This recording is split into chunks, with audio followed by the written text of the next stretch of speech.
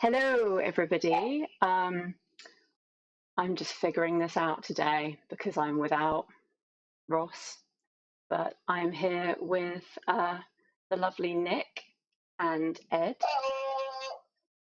Hi, guys. Oh, one sec. Can hear myself. It's horrific. So today we're going to be talking to Ashley Barron, who is an amazing cinematographer, music videos, features. She is going to be telling us a little bit about one project she made, which has a great story behind it. And then we're going to talk about a project that she wishes she could have worked on or that she finds particularly interesting and inspiring.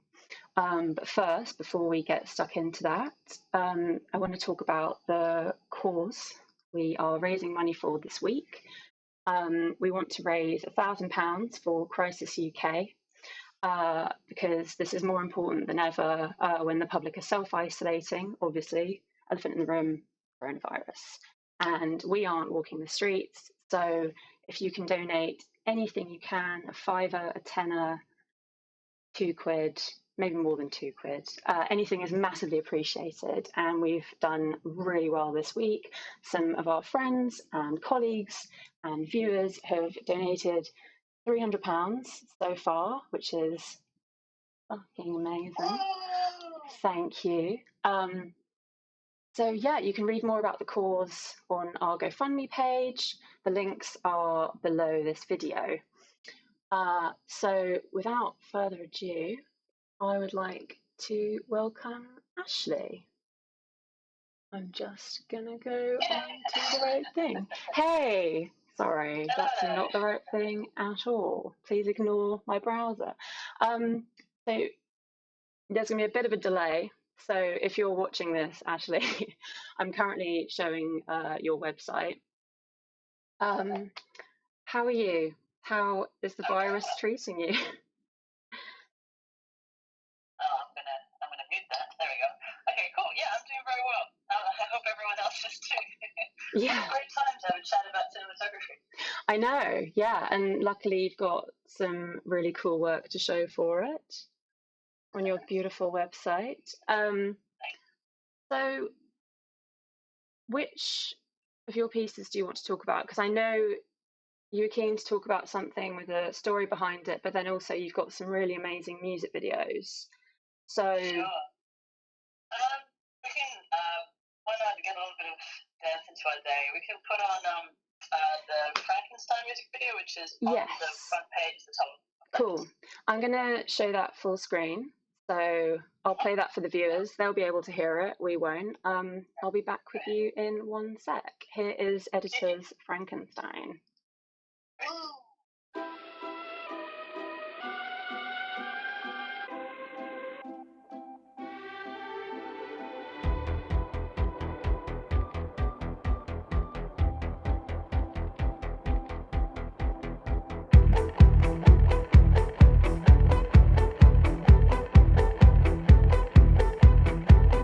Come on TikTok, why don't we stop just wasting time? Wherever we go, the lights stay low. I'm Frankenstein. I know what you'll say. You mean the creation, not the creator. The nights where we play, old man Hemingway, Mojito and Chaser. Down where the streets get narrow and the freaks get high on sorrow. Won't you dance like a monster with me? Like a flare, like a gun, like a box. This goes off. This goes off. This goes off. It goes off. It goes off.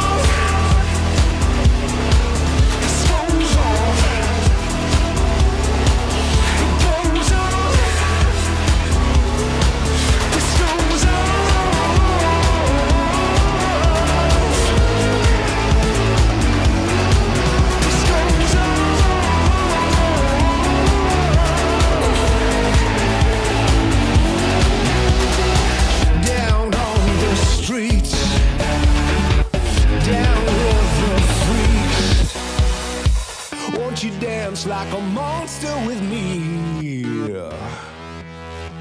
like a boss that goes off.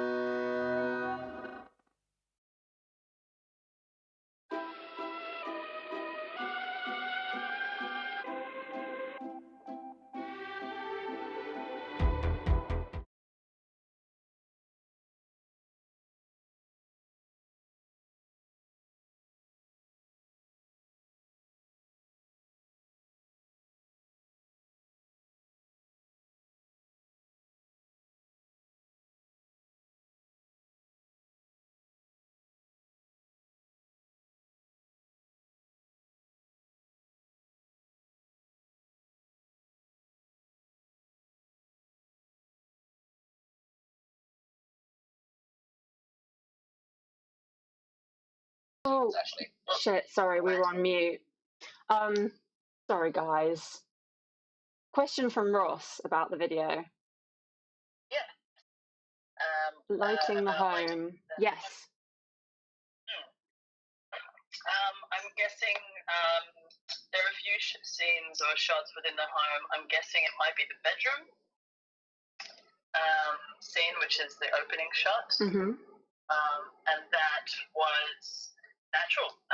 So there was a window to frame right, just behind the wall, and opened that up, and then I think we wrapped that around with a little bit of bounce. The gaffer was set. Oh, actually, I think it was the wall that I used the wall as bounce back in, and then just hung black on the left frame for some shape. So yeah, it was a very fast moving day. We had a lot to do. We shot for I think about 22 hours or something like that. So it was I basically opted for natural light where I could just to help us out. Come on to town, why don't we stop?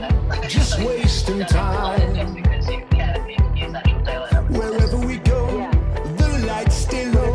I'm Frankenstein. The outside world. I know what you'll say.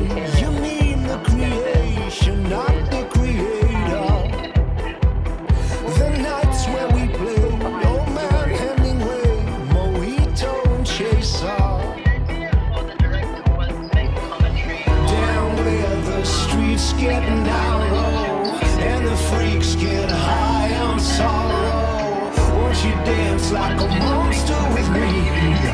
Like a flare, like a dawn, like a boss. This goes off. This goes off. This goes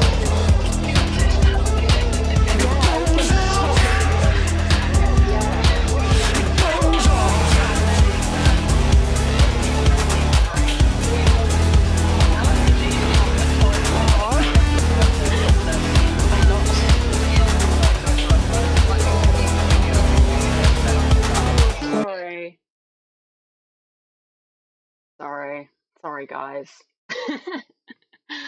So she's inspired by Beyonce. Yeah, so the idea is that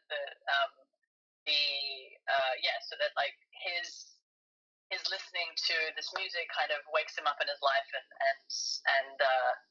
kind of brings literally brings light to his life. But it was also kind of a commentary on how we can throw away artists very quickly for various reasons, and sort of, for various reasons I won't go into, but so the idea is that, like, he kind of just, he's still himself. He's still the violent, crazy person. He's just a little bit happier, and then, she leaves, or he, kind of casts her aside and goes on to Rihanna, I think. Yes. No, it's quite mournful at the end. A little bit. But yeah, I think it was just, we wanted to do something a little bit quirky, and like the director wanted to do something more in this storytelling cinematic world, and so that's where I came in, I guess, to contribute to that. And so essentially the world kind of opens up, and life-wise we get brighter because she's essentially bringing that into his life. So yes. So what were the challenges on this production? Challenges, I think, budget's always the challenge. So, and what that means to everything from, every department, costume, lighting, whatever it may be, but also just getting everything done in literally within a 24-hour period. So, I think challenge was to figure out how to make that happen. So in pre-pro, there was a lot of pre-production. I think I came out about a week before the shoot. So it was a week's worth of location scouting and talking through the shots and choreography and looking at the costumes and making sure that everything fit. And even though it wasn't necessarily, because it was inspired by, a figure that we're also familiar with, it had to be that was a challenge in terms of making sure that everything still looked like she would, and also that, like, the dance, the choreography also worked in this. I mean, this is not cinematographic, obviously, but for me it's important. I think it's really important as a cinematographer to be involved across the board. I'm a big fan of pre and being involved in, like, as soon as I can, because everything that you see on screen impacts the cinematography. So, if someone doesn't look a certain way, or if the choreography doesn't look, because, like, a lot of these are individual one shot, per location and a wide shot. So if the choreography doesn't match, or if someone's looking at something that's just that little bit off, that'll affect, what I do. And I was, and then obviously when it comes to costumes, that reflect literally, how does it reflect the light? How does it react to color and light, since we had some color, especially in the dance stuff at the beginning. So it was the challenge of making sure that, and also finding a location that, because we had to do everything in the space of a 24-hour period, we had to find locations, even though we had a number of location moves, to be able to fit everything, do as much in each location as we could. So it was like, look, we had days of driving around to various houses and seeing, can we shoot in this room? Can we shoot in that room? Where was it shot? It was shot in Kiev in Ukraine, with 2332 Films, who are our on-the-ground production company. Right. Yeah. What, and it was shot in 24 hours? I think we wrapped at hour 22. Jesus. No. Yeah, I think the longest I've ever shot for it. I was just like, oh my god. Yeah, it was wonderful. Yeah. Great. Yeah. Everything that's worth it is always a pain in the ass to get. Yeah. No, it's really interesting as well, because, usually you have stuff where they're parodying a well-known artist, but I kind of almost took it only as the name and the bit at the end that were really, really Beyonce kind of tropes, but then the rest of it, it's like she is just a true pop star. And I love that shot of, like, her ass shaking. It's just, like, injected in there. Yeah. I really recommend for anyone who's like that shot, for example, that you mentioned. It was just, they were dancing and we did the wide shot, and then I got the camera onto easy rig and got stuff. So, like, I think that it's always really important to keep your eye out for, like, keep get good sleep, well hydrated and well caffeinated, so your eyes can see. You know what I mean? 'Cause, like, that was the stuff that if I it was got on the fly, so we didn't board that, so be alert. Oh my God. Should we? I think we've got a bit of time. Should we talk about the trailer you wanted to talk about? Yeah. Shall I just? What's it called? It is LIKM. So it's the bottom right on the homepage of my website. Yes. Okay, great. I am gonna play that for us now. Okay.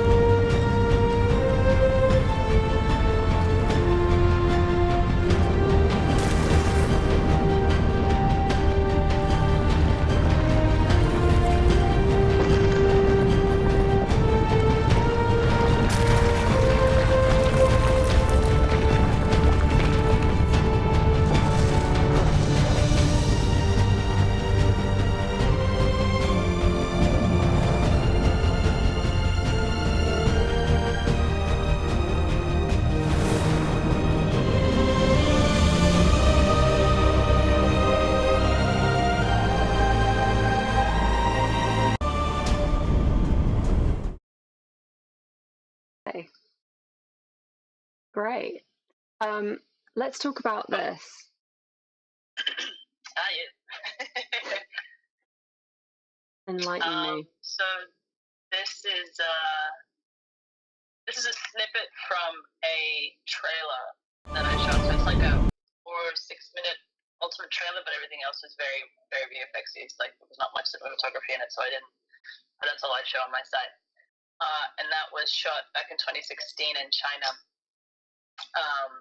where it was meant to be a trailer for, I think, a series. And I'm not sure that it eventuated in the end. There's a very long post-process budgets and all that kind of thing.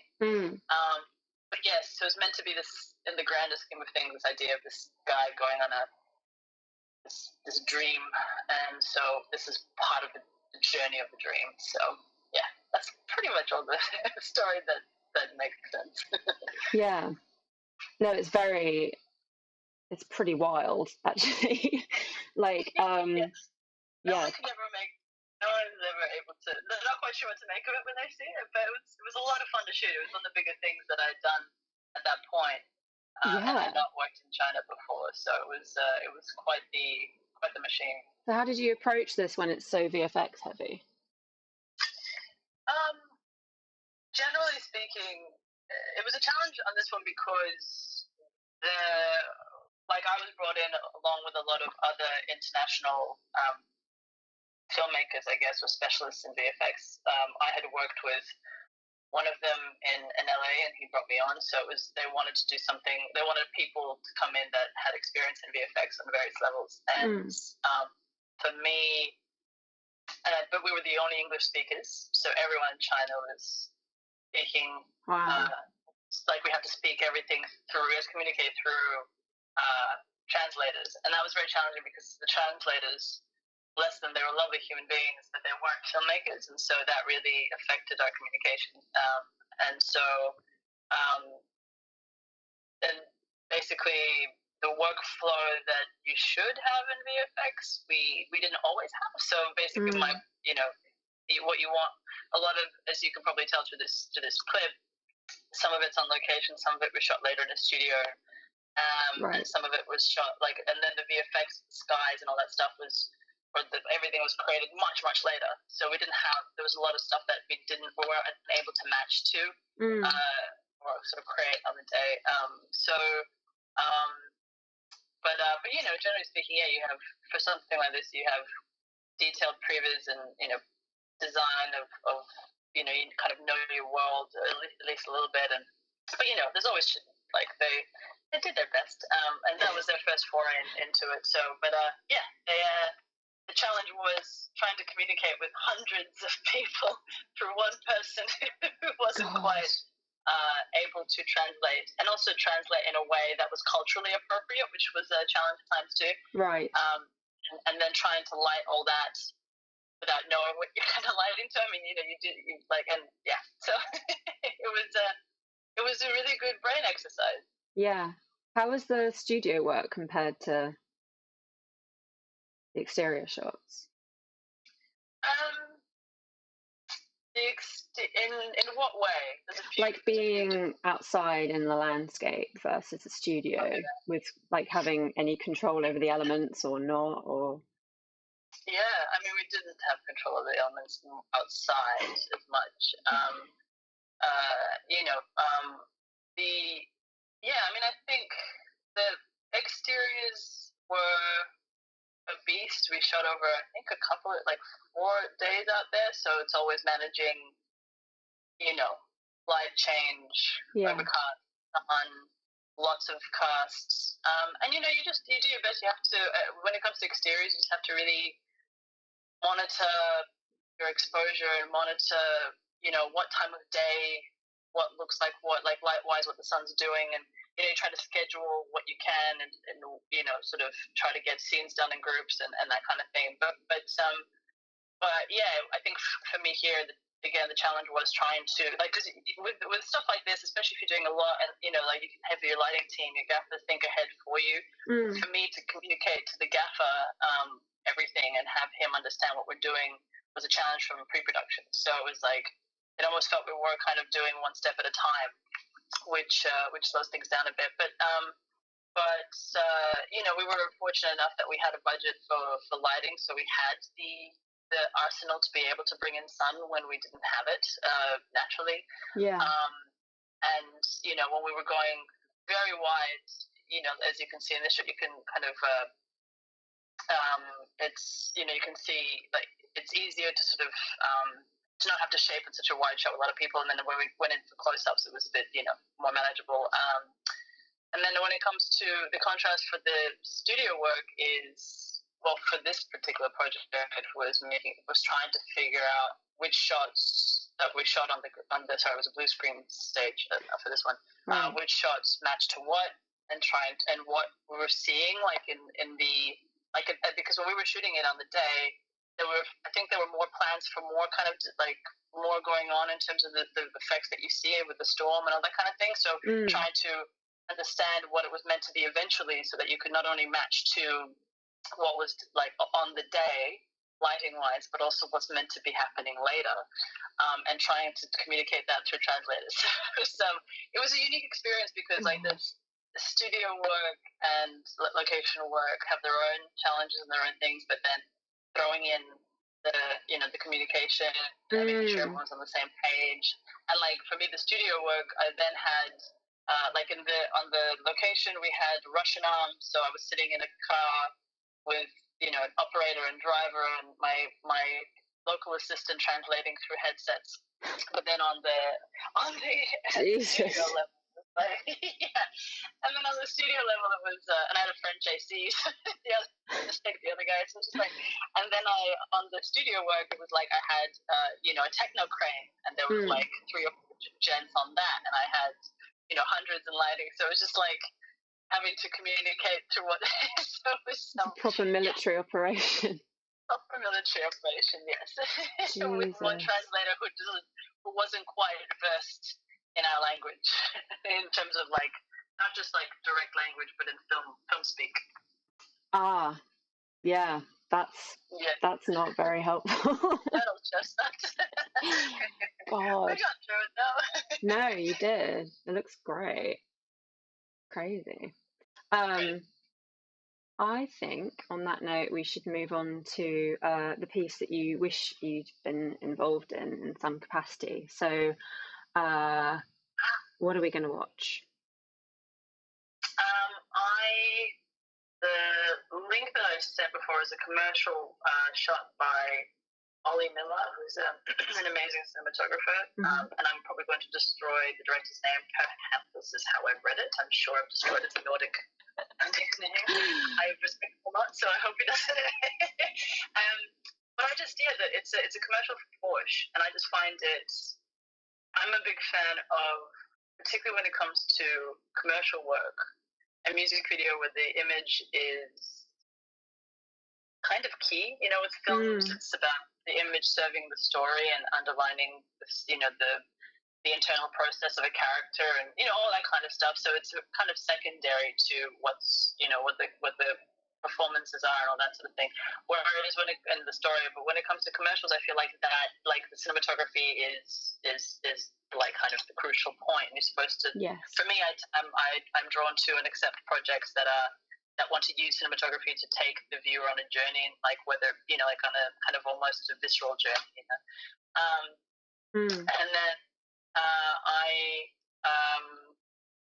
find this one particularly that, like, it's a perfect example of of creating a world and a sensation, and it's not like a direct, here's a car, it's like, how does the car feel? How does driving a Porsche feel? It's, and so I just love the cinematography, and I love the structure. And, well, on that note, I hope one day Ollie's unavailable, and then I can shoot something for 100%. Yeah, I'm just going to show it to our viewers now. One sec.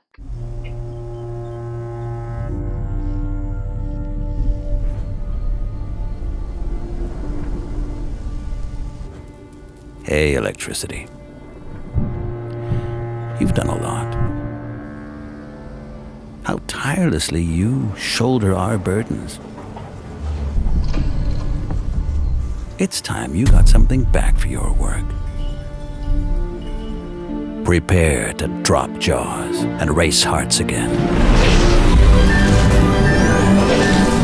Hey, electricity. Prepare to jumpstart your soul.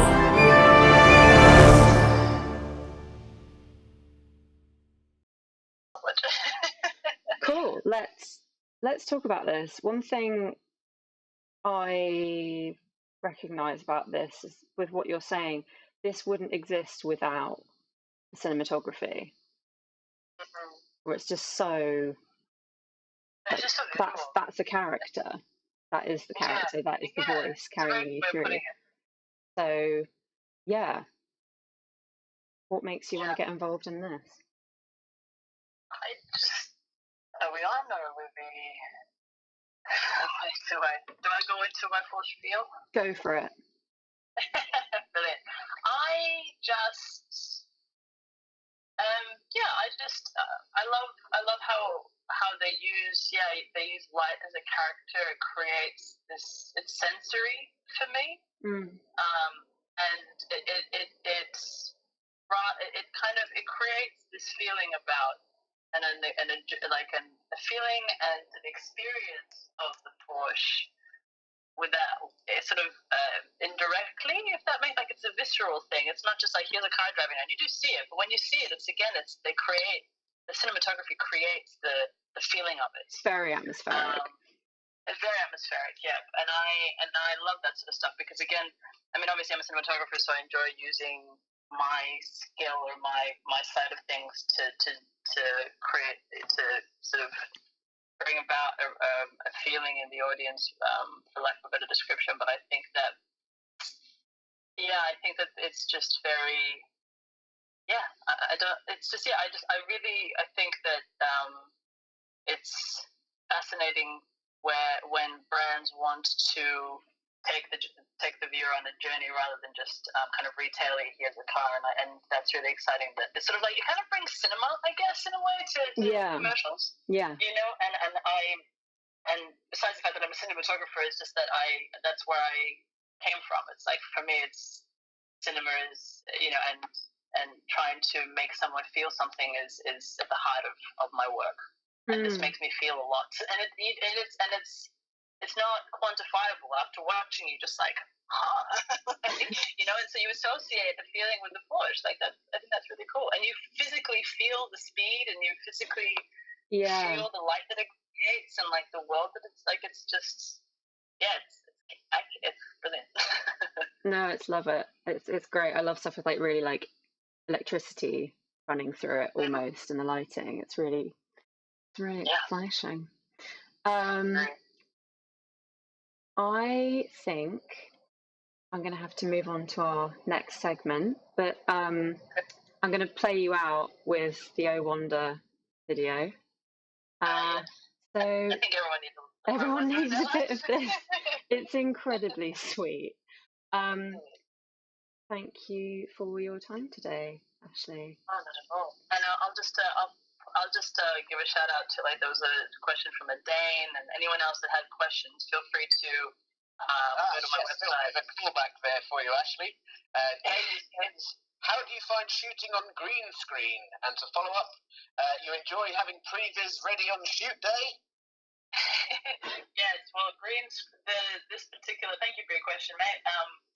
The project that we showed was actually shot on blue screen, and that has its own challenges versus green screen, because the blue material requires more light level to expose it to the appropriate level that you need for the effects. But whether it's green or blue screen, I really enjoy it if you've got the I guess resources, because you want to make it life easier for people in post. You want to make sure that everything's exposed correctly, but and it's lit evenly and all that kind of thing. But for me, I find it a lot of fun when you know what you're matching to and a world that you're creating. And now, yes, for the next question in terms of previs, like, I think it's really important to have it there, because you need to know what you're lighting. Like, what are you, it needs, like, I find that there are a couple of shots in this trailer that I showed that you can tell it's not in situ. That makes sense. And that's, and I don't think it attracts you. I think, like, the spectacle that they create in the post really kind of brings you in.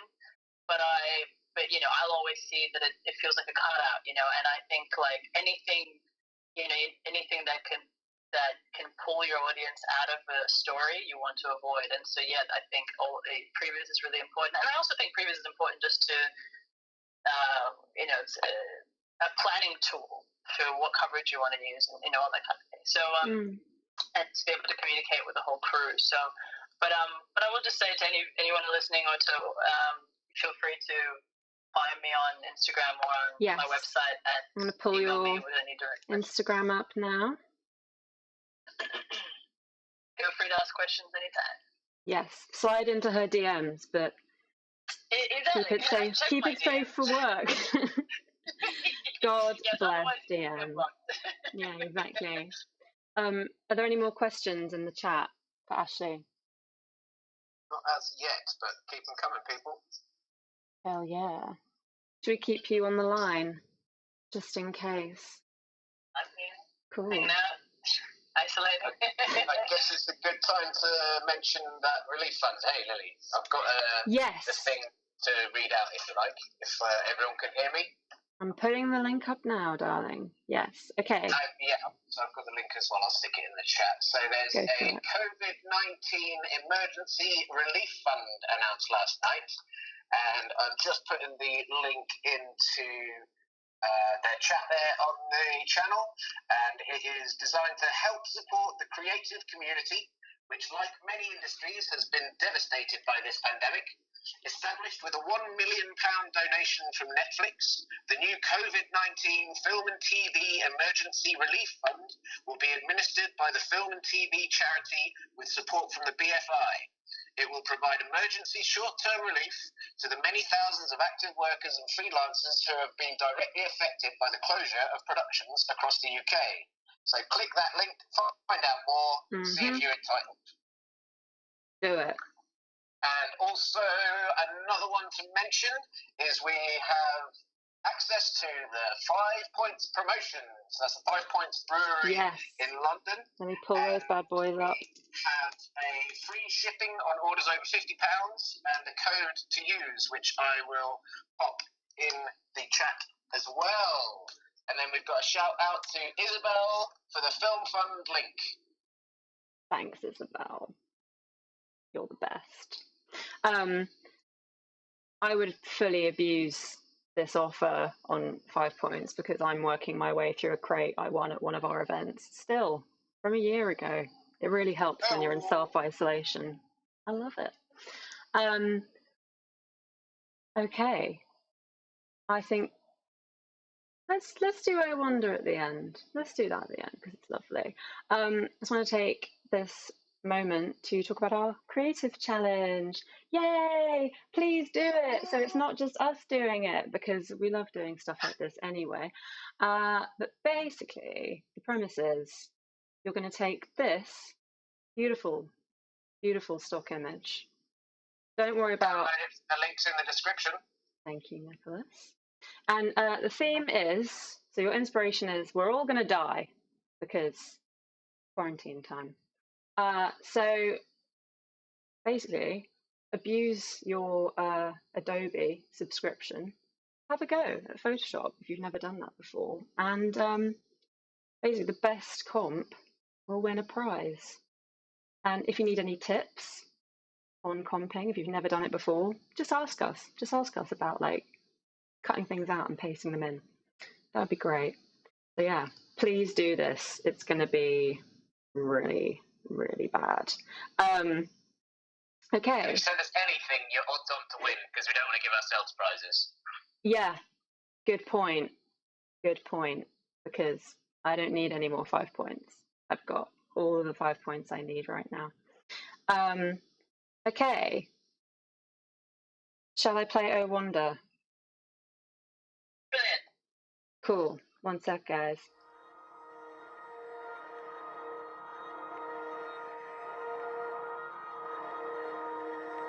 I heard it on the radio on my way back home that I'm gonna be someone. I guess it was a song they wrote saying don't go slow cause you're gonna be someone.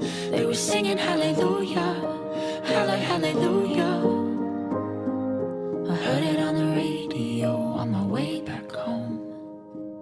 Some days I don't think my mama thinks I'm good enough to be a superstar. But one day I will show her I'm a diamond in the rough, I'll be a superstar. Cause there's a crown covered in glitter and gold. I'm gonna wear it, whether you like it or not. Yeah, there's a crown covered in glitter and gold. I'm gonna wear it, whether you like it or not. And I'll be singing halle, halle, halle, halle, halle, hallelujah. Halle, hallelujah, whether you like it or not. Yeah, I'll be singing halle, halle, halle, halle, halle, hallelujah. Halle, hallelujah, whether you like it or not. Some days I don't think my daddy thinks I'm good enough to be a superstar. But one day I will show him I'm a diamond in the rough, I'll be a superstar. Cause there's a crown covered in glitter and gold. I'm gonna wear it, whether you like it or not. Yeah, there's a crown covered in glitter and gold. I'm gonna wear it, whether you like it or not. And I'll be singing halle, halle, halle, halle, halle, hallelujah. Halle, hallelujah, whether you like it or not. Yeah, I'll be singing halle, halle, halle, halle, halle, hallelujah. Halle, hallelujah, whether you like it or not. I heard it on the radio on my way back home that I'm gonna be someone. I guess it was a song they wrote saying don't go slow cause you're gonna be someone. They were singing hallelujah, halle, hallelujah. I heard it on the radio on my way back home. And I'll be singing halle, halle, halle, halle, halle, hallelujah. Halle, hallelujah, whether you like it or not. And I'll be singing halle, halle, halle, halle, halle, hallelujah. Halle, hallelujah, whether you like it or not. Whether you like it or not.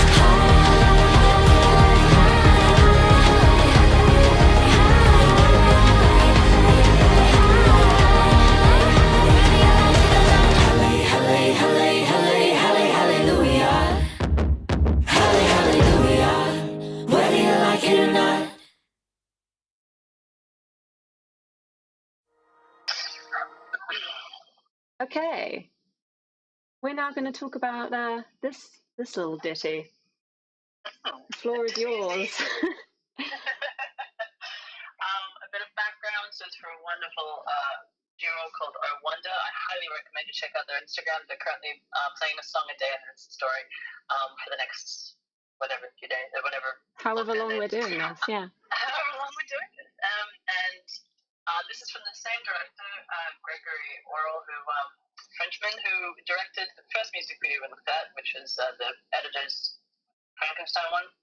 And this was, he always wanted this to be a one-up. And to answer James Lovick's question, it was, yes, I think it was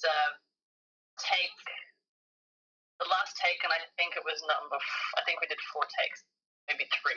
Because what we basically, we had,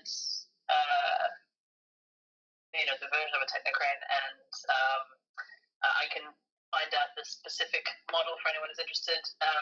And we had a day of rehearsal, and then like with the dancers, where we walked around with the GoPro with the director and figure out where we wanted to be. And then we had a day of rehearsing. I think we rehearsed half of the day with the dancers, and the second half we shot. So it was, we always wanted it to be this kind of live. We wanted it to be end of day, and so most of this was just about choreography. For me, the biggest challenge was I was born in Russia, so I can speak Russian, and in Kiev, that part of Ukraine, they can speak. Some can speak both Ukrainian and Russian. So we had an operator in a van who was in my right ear, who was talking to me in Russian, and then I had my director, literally sitting next to me, talking to me in English, and I had to translate everything along the way. God, that's lucky you can do that.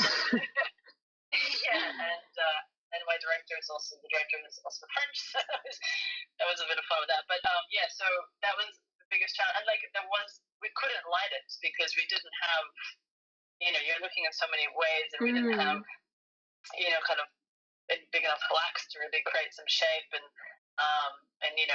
because budgetarily there's only so you need to fly really big blacks to cover this kind of ground. So yeah, it was just, and because it's so specific to the, all the choreography is so specific to what shots, to what moments the camera needs to go down where and pan and do all the rest of it. It wasn't just the process of shooting it, but it was literally explaining to the operator and the operators of the actual base of the crane and the crane itself, because there's like 3 or 4 men on this one. That you have to, not only do I have to translate the whole process over that rehearsal period from my director to the team, but then monitor what they say to each other, so nothing's lost, literally in translation. So we were fortunate, like when we were rehearsing, it was direct overhead sun. It was awful, but we were fortunate that we got in at that right time, and then the all of those hot air balloons you see in the background, that was literally just natural. People just started flying. That's amazing. Yeah. So it was the last shot of the day. That's so lucky. And then a bit of help in the grade by Johnny Thorpe over at Glassworks in London. Right. It was again, being involved in where we had a day where we went to Cinematographer over in Kiev, and we looked through all of their basically any kind of vehicle or machine or crane that could move, do this basically, and we wondered whether we should drive along with the a Russian follow vehicle instead, and then what was the highest that we can get to, and what lens should we use, and this was we used a very sharp, very clean Zeiss lens just to be able to get the width that we needed. That was also, that could fit just could get clarity. We shot in a red. And then, we did a lot of tests that way. And then of course there was all that rehearsal with the choreographer and like costumes and figuring out who would wear what so that it could look a certain way, and like having costume change. And so for me, it was being there across the board, figuring out, and also just like making sure that like the talent, like seeing, because I hadn't heard of them prior to shooting this, and so figuring out a way to make sure that I could make them look good without really being able to like them. So like, they're luckily wonderful people and wonderful looking people. Thank God. So it was quite, having English in one ear and then Russian out the other end, and doing it also without lag, because you have to, as we were rolling, we would be giving the operator direction, calm down now, pan here, all that kind of thing, and he has to say that to his team. And so for me to interpret what he's saying, my director's saying to me in English, to then say it in Russian, and then to listen to them talking amongst themselves within the group world, and making sure like there was not as much delay as possible. So it was again a good brain exercise. Definitely. And just to answer James's question, it was prime lens. It was. I believe it was. I'll look up what specific lens it was, and feel free to hit me up on Instagram to find out. Do it, everyone. Add her immediately. Immediately. No, I think that's great. We all need a little bit of fun during our day. It's just really sweet. I am just going to check our Crisis UK page to see if anybody else has sneakily done a very generous donation. Fingers crossed. Not yet. I think we're due one from James Lovick. Oh, good. Thank you, James. I love you. You the best. Cool. That might be a good opportunity for me to appeal for a guest tomorrow. Yes. We are looking for a guest tomorrow. If anyone's interested, get in contact. You can email me at nick@latemisters.com. I'm looking at you, James. We could learn all about your tabletop business. We're interested. Yeah. Might tap you up after. I want to hear about tabletop. Yeah. Oh yeah. I want to know all the tricks with the stretchy cheese. Oh God, yeah. That'd be great. I haven't had cheese for like a week. There's also a little bit of a content tip for you. We've got Tim Burgess from the Charlatans is doing a listening party all week. He's got Heartlife playing tonight, and then he's interviewing Dave Roundtree, the drummer, afterwards. So look up Tim's Twitter listening party. Shall I find that one here? Rock that out. And he also has definitely made me playing on Friday, and then interviewing Liam and Bonehead afterwards. Nick. A little bit of content there for you. Nick, is it this? I don't have Facebook. Oh no. No! Get out of here. Hang on. No. If you could comment the link, that would be delicious. I've got the hashtag there. Just look up the hashtag and find it. Everyone's going to see my Twitter now. What's the So tonight is Blur, Parklife. Friday is. What was the hashtag? Sorry. Hashtag is Tim's Twitter listening party. It's in the chat there. Oh. Or I could try and type with one hand. Listening. It's like I've got a cold. I guess it's just here we go. There we go. Not related to us, but will bring many people joy. Cool. So thank you, Ashley. Thanks, Ashley. For your time today. Anytime. Please. Fun having a chat about cinematography for a few minutes. That was wonderful. I want to say goodbye to Ed and Nick. See ya. Ed, he's there. Nick, he's here. Cool. Thanks everyone for tuning in. We'll see you tomorrow. Email us if you want to come on here. Holla. Holla. Goodbye.